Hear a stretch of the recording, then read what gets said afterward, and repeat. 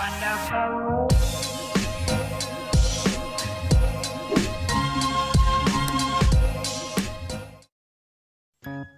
guys, welcome back to my YouTube channel, Aros Ignagak. For today's video guys, is tungkol sa TikTok, kung paano tayo makapag-do-it sa ating friends sa TikTok or followers, ganun.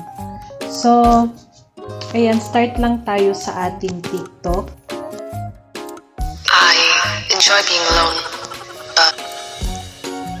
So, ayan, meron tayong nakita na i-do-it guys.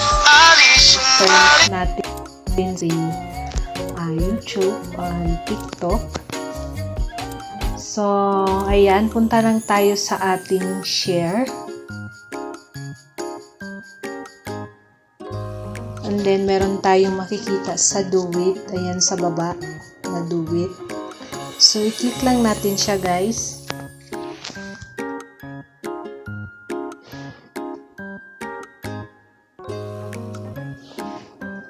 And then yan guys, pagka ganyan na guys, labas na ang ayan, i-click nyo lang ang pula na bilog, tapos magduduwit na siya. Yes.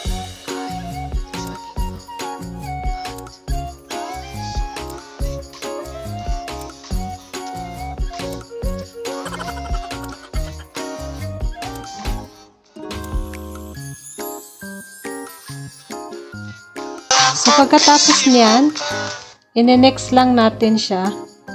Ine-next lang guys.